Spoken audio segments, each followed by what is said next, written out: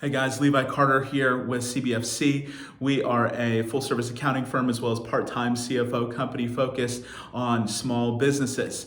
I want to talk to you real quick. This is not a well thought out or well prepared video because we are running. We're in the middle of tax season and now we're in the middle of serving our clients through this critical sort of space and time in their journey as a small business. Feel free to ask me follow-up questions or message me or set up a time for a call. Okay, so there's two different products out there, and I want to talk to you about the CARES Act, which was passed Friday, which is a completely different thing that we've never really seen before. And there's two products out there, but I'm going to lead with that since that's the newest thing. The CARES Act contains in it an incredible opportunity to fund your small business through this space and time because it's not, the product in there is not really a loan, but rather a grant if you meet certain requirements. This loan will be forgiven. So what the bill did is it took the normal SBA loan, it's called the 7A product, and it made it available to more businesses, including nonprofits. It even sort of redefined what a small business is so that they could apply for the 7A loan, essentially just making it a blanket statement. Any company under 500 employees could take advantage of that. There's usually a little bit more rigorous standard or testing to call someone a qualified small business. So they expanded that. And then the nature of the product is 2.5 months of payroll expenses.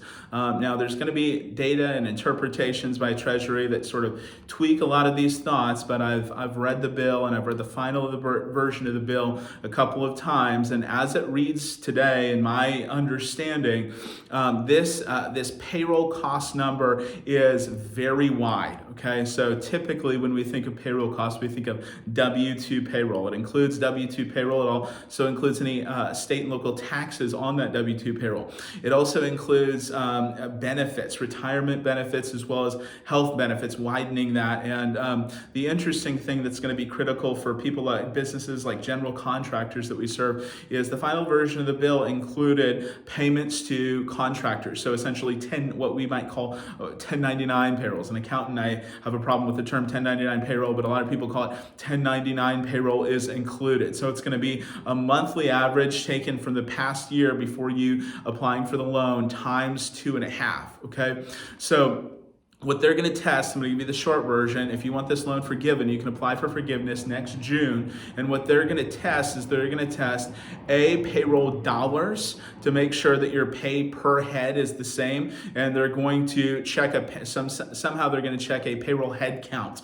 In other words, they're incentivizing businesses to keep people employed through this strategy. Now, if you are in a state that is truly on lockdown, truly shut down, and you have to reduce staff, reduce pay temporarily, the bill allows you to do that, but they want you to restore staff within a certain time period. Okay, this is a massively different product than we have ever seen before. So feel free to reach out to us. As many of you who personally know me know, I'm not a debt guy, and I would not be pushing people in a debt direction unless there was extenuating circumstances, maybe getting out of better debt. So the reason we're actually pushing people towards this product is because we are going to help coach them through keeping their employment situation and standards as such as to get this product forgiven. Now, the other thing that there's a lot more information about, even though it's malleable and changing and being more accessible, but there's a lot of available information for this other product, which is the economic injury disaster loans. Okay, this has always been a thing with the SBA. Let's say a tornado comes through your city, devastates your small business. You have an access directly through the SBA website to go after that. That's going to be more dollars, a little bit more of an extenuating process, even though again everything's being opened up and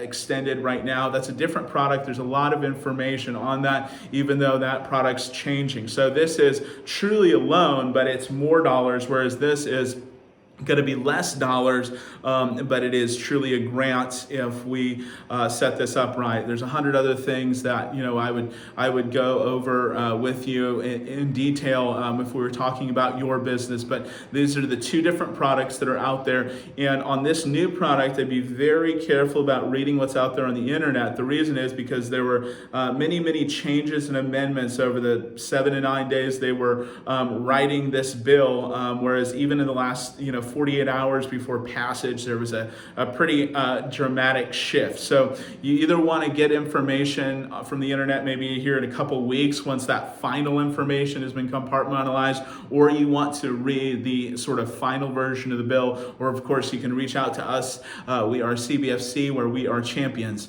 of small business.